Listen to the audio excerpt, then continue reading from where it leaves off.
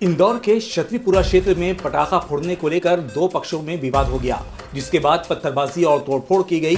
कई गाड़ियां और घरों पर पथराव भी किया गया। मौके पर भारी संख्या में पुलिस बल को तैनात किया गया है। साथ ही दंगा निरोधक वाहन को भी लगाया गया है।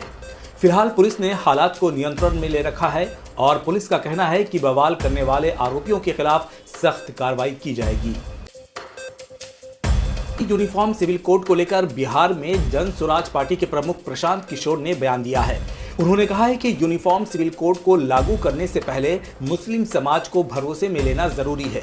पीके ने कहा कि जब तक मुस्लिम आबादी, जो देश की आबादी का 20% है, उसे विश्वास में नहीं लिया जाता, तब तक कानून में बदलाव नहीं किया जाना चाहिए। गौरतलब है कि प्रधानमंत्री मोदी ने गुजरात में हाल ही में यूनिफॉर्म सिविल कोड को लागू करने की बात कही थी।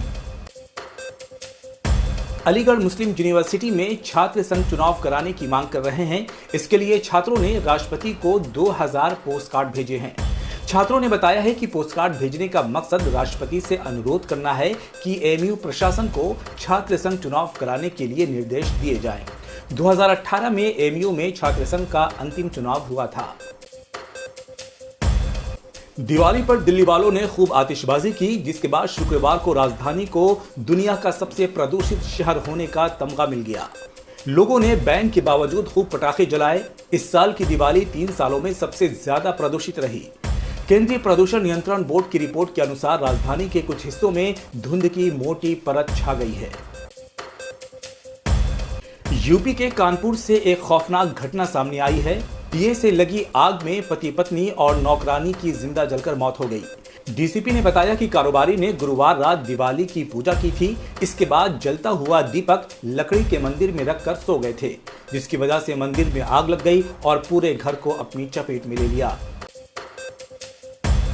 दिवाली के मौके पर आंध्र प्रदेश में हुई 2 अलग अलग दुर्घटनाओं में 3 लोगों की मौत हो गई है, जबकि 11 लोग गंभीर रूप से घायल हो गए हैं। दोनों घटनाएं पटाखों में विस्फोट के चलते हुई है। पटाखा विस्फोट में एक शख्स जिंदा जल गया, जबकि 6 लोग गंभीर रूप से घायल हो गए। घटना राज्य के एलूर शहर में उस वक्त हुई जब एक शख्स अपनी बाइक पर थैले में भरकर पटाखे ले जा रहा था।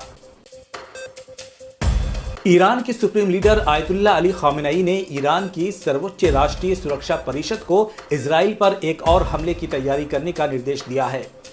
द न्यूयॉर्क टाइम्स की रिपोर्ट में 3 ईरानी अधिकारियों का हवाला देते हुए कहा गया है कि आयतुल्लाह अली खामेनेई ने इजरायली हमलों से हुए नुकसान की समीक्षा के बाद ये निर्णय लिया है। ईरान के सैन्य कमांडर ने इजराइल के अंदर दर्जनों लक्ष्यों की सूची तैयार कर ली है।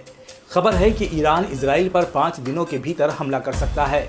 खबर ऐसी भी है कि 5 नवंबर को होने वाले अमेरिकी राष्ट्रपति चुनाव के बाद ईरान जवाबी हमला कर सकता है।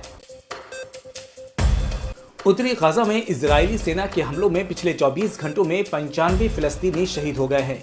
उधर लेबनान की राजधानी बैरूत में इजरायली हमले में 24 घंटे के दौरान 6 चिकित्सा कर्मियों समेत 45 लेबनानी शहीद हो गए हैं।